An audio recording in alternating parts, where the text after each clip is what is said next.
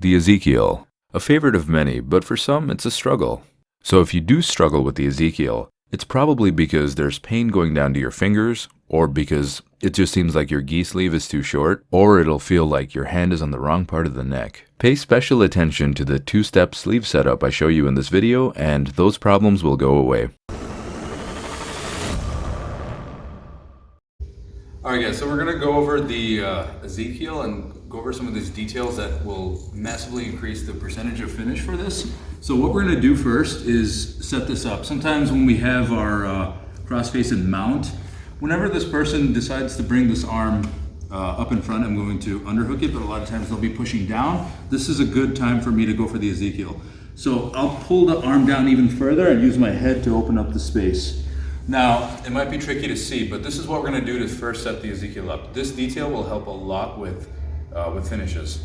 So first, we're going to bury our hand inside the sleeve so this grip is strong. This will take the tension off the fingers when we go to attack.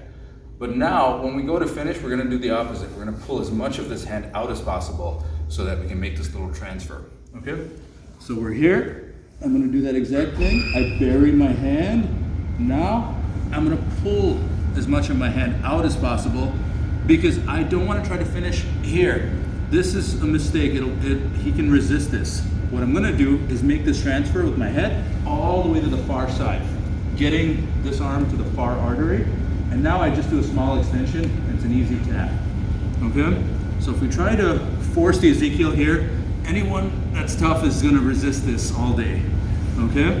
So once again, we're here. I open his head up, giving me space, and I close his arm. Now I bury my hand inside the sleeve, so I can get a secure grip with my forefingers. Now I pull as much of my hand out so I can make this transfer easy for myself. Look, this has to connect to this side of his neck, and my knuckles on the far side. Now it's a simple little extension to finish.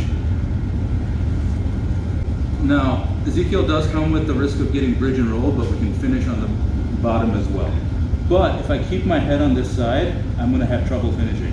So when he bridge and rolls me, I'm going to transfer my head to the other side, stay ear to ear, and now extend, and now I have a solid finish.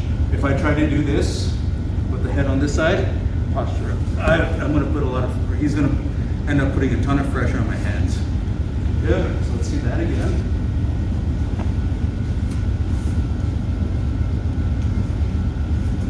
So I set up the Ezekiel how we did before.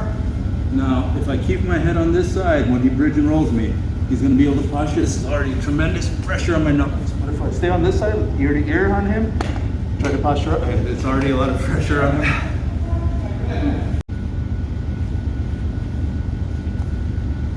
So this detail can help with finishing the Ezekiel from the back and other positions as well. If I just make a grip and try to extend, there's no way I'm going to finish this. So what I'm going to do again, bury this hand, get this grip solid, free this hand, and now I can come here. Now a little detail, this man right here I came up with, you can zoom in on him right there, that guy. All right, so we make a little extension from the side, and then we can finish. And of course, these are a little bit lower percentage, but we can use that same detail to make sure we're not putting tension on our own hands or fingers. All right. Like and subscribe.